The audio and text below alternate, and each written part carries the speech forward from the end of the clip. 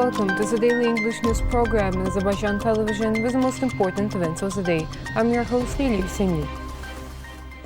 A meeting in a video format was held between President of the Republic of Azerbaijan, Ilham Aliyev, and President of the Parliament of Montenegro, Aleksa Bičić.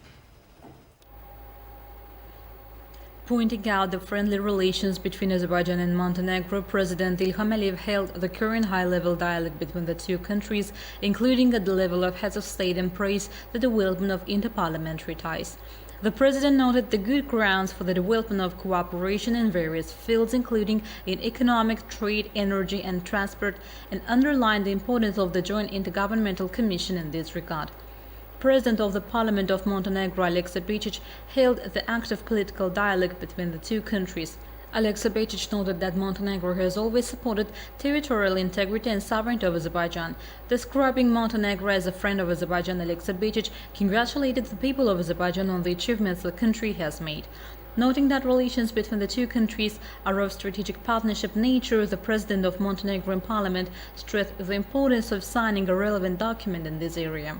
The sides all discussed the two countries' mutual support to each other within international organizations, including interparliamentary institutions, as well as other issues of interest. Biased position of the Human Rights Watch towards Azerbaijan and the Karabakh conflict have always been evident, and the organization's 2021 report, in all openness, once again demonstrated that bias and the true essence of the organization. The absurd show performances of an international organization, Human Rights Watch, continues. There is no other way to name its report for 2021. Even before the Second Karabakh War, this NGO, known for its biased position against Azerbaijan, reached the culmination of its biased attitude during the war. The president of Azerbaijan, which assumed primary responsibility in the media war, repeatedly commented on the organization's biased reports and interviews with foreign media during the 44-day war. They never made any comment about violation of human rights in Armenia. When a journalist died in Armenian prison, they were silent. When leader of the main opposition party of Armenia was jailed, they were silent. When former presidents were on trial, they were silent. They don't want to see it because they have the so-called Armenian origin people in their structures, and these organizations are basically used in order to damage the image of Azerbaijan. This unfair attitude still continues in the after-war period. The report of the organization for 2021 states that 71 schools were allegedly destroyed during the war in Armenia and 54 in Azerbaijan, called experts of the organization. Statistics on the destruction of schools in the territory of Armenia, where there was no war, and even more so, 71 schools, seem to be only a figment of the imagination of the so-called experts of the organization. The organization's 2021 report claims that the Azerbaijani army allegedly subjected Armenian prisoners to physical violence and humiliating acts. In this context, referring to a United Nations statement, the Human Rights Watch report notes that UN human rights experts called on Azerbaijan to release Armenian servicemen captured during the conflict and hand over the bodies of the dead to their families. Further, in the same style, references to statements by the European Parliament, the Parliamentary Assembly of the Council of Europe, follow. The truth is that these statements were not directed against Azerbaijan, and both countries were called to eliminate the consequences of the war. Azerbaijan returned prisoners of war even much earlier than Armenia. Those detained after the war were not prisoners of war but terrorists. President Ilham Aliyev, in an interview with the French media, explained this issue in detail. All prisoners of war which were taken as prisoners during the war have been returned to Armenia. Armenian government can confirm that. We returned them even before they returned our prisoners of war. Those people whom some NGOs are referring to are those who were sent by Armenian military command 2 weeks after the war ended, after the November Declaration was signed. They were sent to our positions and they committed crimes. They killed 4 Azerbaijani servicemen and they were disarmed and captured, and many of them have already been returned. Those who did not participate in those crimes were returned. Those who participated in crimes have been sentenced by our Justice Ministry, by the court. Arriving in the region during the war after the insistent invitations of Azerbaijan, the representatives of the organization saw the war crimes of Armenia firsthand. The organization then prepared a report entitled Armenia's Unlawful Rocket Missile Strikes on Azerbaijan, published on December 11th.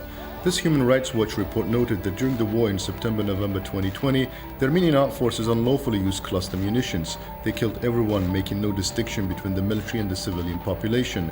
During on-site investigations in Azerbaijan in November, Human Rights Watch documented 11 incidents in which Armenian forces used ballistic missiles, unguided artillery rockets, and large-caliber artillery that hit populated areas in apparent indiscriminate attacks. In at least 4 other cases, munitions struck civilians or civilian objects in areas where there were no apparent military targets. It is odd that the organization did not include facts reflected in the 11 December report in its general annual report published on January 13th.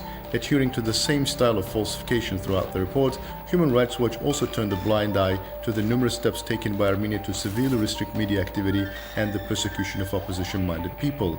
Against this backdrop, the organization's distortion of facts related to Azerbaijan and the Second Karabakh War is not even surprising.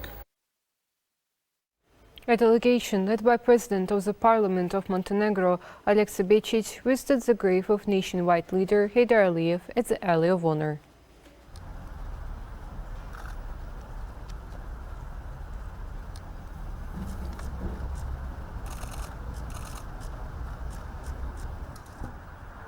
The delegation then visited the Alley of Martyrs to commemorate Azerbaijani martyrs who had sacrificed their lives in the fight for Azerbaijan's sovereignty and territorial integrity. It should be noted that the purpose of the visit of the delegation, led by President of the Montenegrin Parliament, Alexei Bečić, is discussion of development prospects of the interparliamentary relations and further strengthening of relations between the two countries in this area.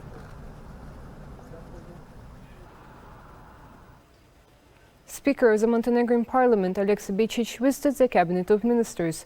During the meeting with Prime Minister Ali Asadov, the active political dialogue between Azerbaijan and Montenegro, close relations between the parliaments of the two countries, as well as successful cooperation within the international organizations were held. It was stated that Azerbaijan is interested in the participation of companies from friendly countries, including Montenegro, in the restoration of the liberated lands. The importance of the Southern Gas Corridor in terms of diversification of gas supply routes and sources was noted. The meeting also discussed the prospects for expanding cooperation between the two countries in trade, economic, humanitarian, cultural, tourism and other fields. Today, cooperation between Azerbaijan and Montenegro is developing in political, economic, cultural and humanitarian spheres. The negotiations held during the reciprocal visits of the presidents give impetus to our relations. Chair of the Milli Meclisi Begafayeva said during the meeting with her Montenegrin counterpart, Alexei Bečić. It was emphasized that the document signed between the two states forms the legal basis of our relations. Speaker stressed the importance of parliamentary friendship groups. Begafayeva informed about the 44-day patriotic war, as well as the results of the 30-year occupation by Armenia, and spoke about the construction and restoration work in the liberated territories. Chairman of the Montenegrin Parliament, Alexei Bečić, said there are good opportunities to further strengthen cooperation in all areas. According to the approved combat training plan, command staff's managerial and practical skills are being improved. For this purpose, training meetings were held with the unit commanders in the military units. During the sessions, the commanders, by the use of high technology, accomplished various tasks in theoretical and practical exercises on combined arms training.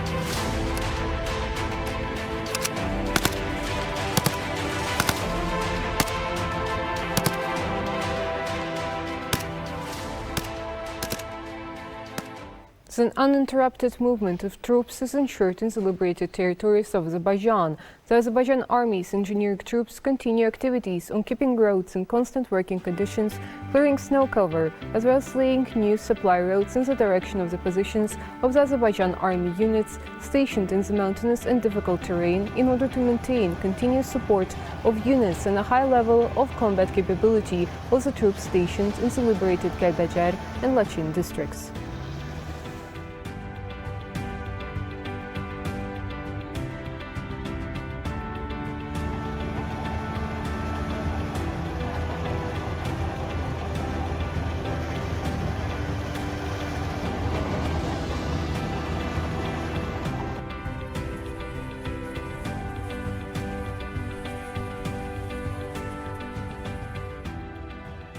That was all for today. Thank you for being with us and see you next time.